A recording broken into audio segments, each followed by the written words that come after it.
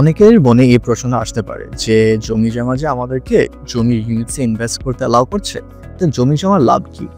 So জমি জমার revenue model বা জমি জমা যেভাবে আয় করে তা হচ্ছে যখন আমাদের ইউজাররা জমিতে ইনভেস্ট করে প্রফিট করে, তো তাদের যে লাভটা হচ্ছে সেই লাভ থেকে কিন্তু জমি জমাও লাভ শেয়ার করে।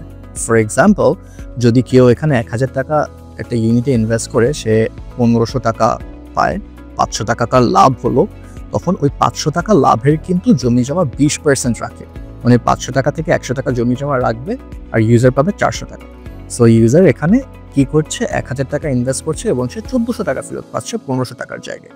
তো ওই যে লাভের 20% যেটুকু জমি জমা রাখে ওটাই হচ্ছে জমি জমার আয়।